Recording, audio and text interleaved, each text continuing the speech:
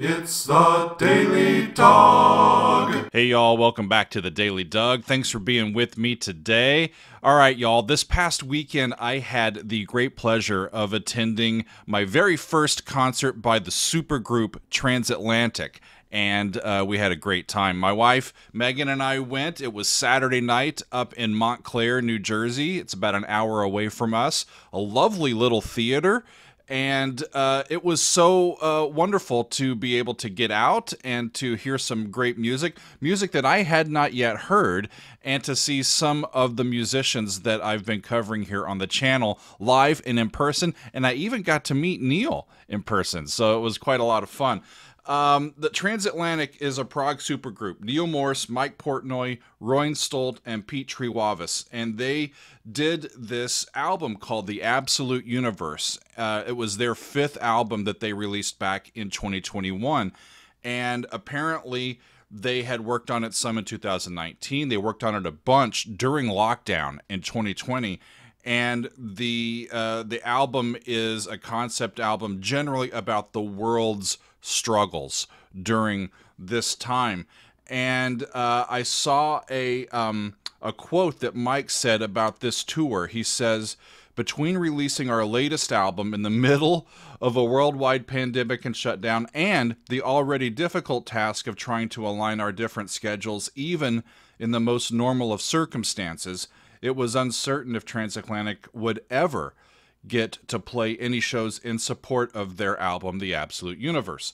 But now, with the world slowly reopening and the band already committing to a few one-off appearances, such as the 2022 Cruise to the Edge and Morse Fest and a festival in Romania, we are excited to announce that we were able to wrangle up some headlining shows during these one-offs, April in North America and July in Europe.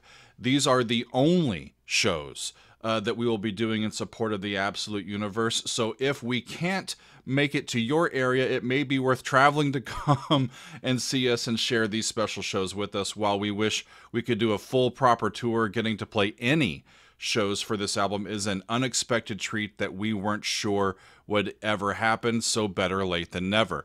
And it's quite fascinating, y'all, because I know that Pete Trewavis on bass was playing with Marillion in Poland like the week before they started this tour, and he gets on a plane and comes to America, and he plays an entirely new full show with new music with a new band.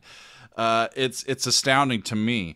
So the way this came about, y'all, since I emailed and had a chance to interview Neal Morse back in, gosh, when was that? February?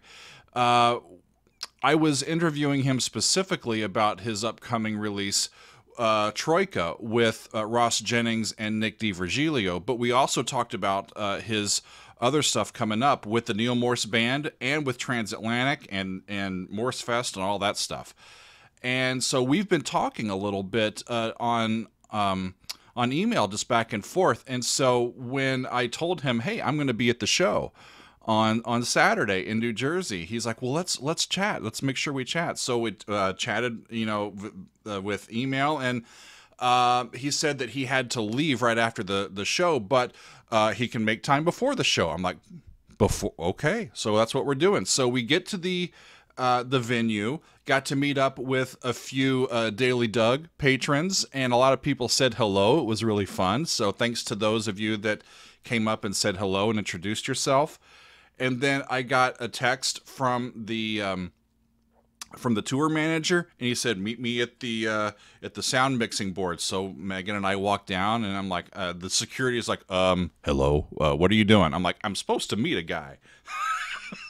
and he's like, "It's me. Come with me." And so we go out a side door. We actually go outside, and then we go back in another entrance to the stage door, and I go around a corner, and there's Neal.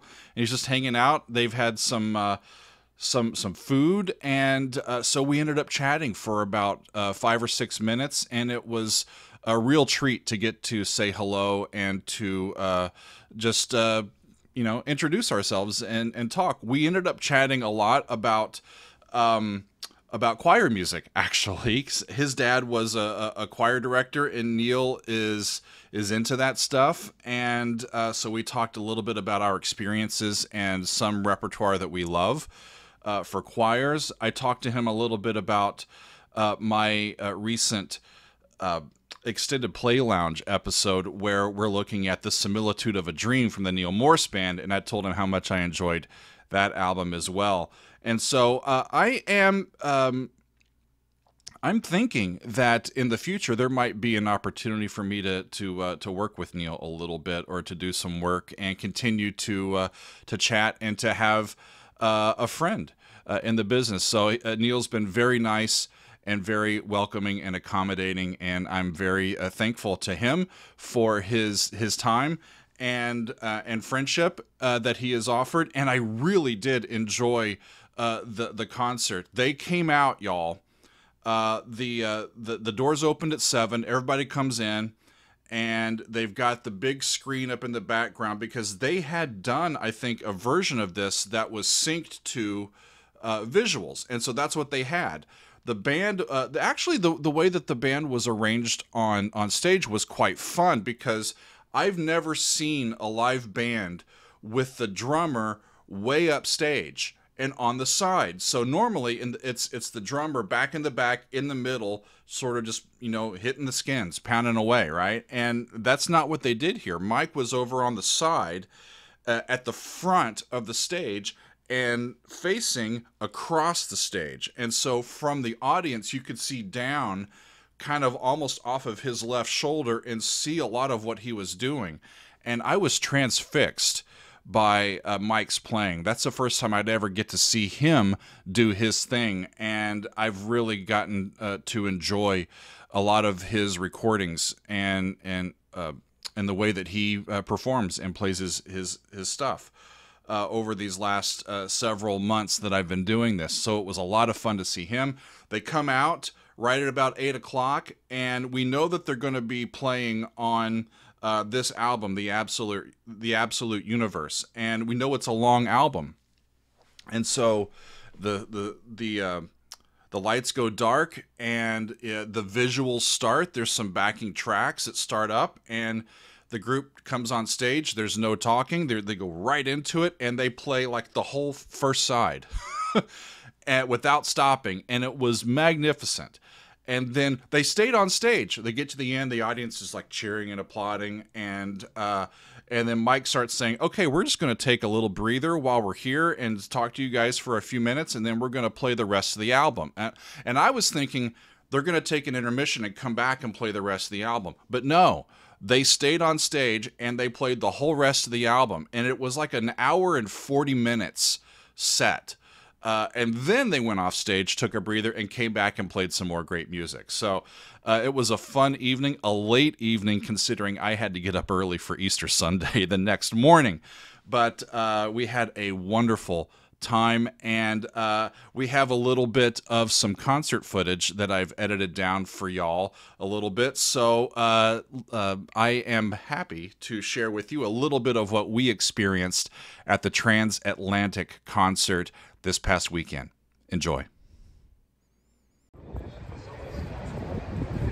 All right, Transatlantic. Woo!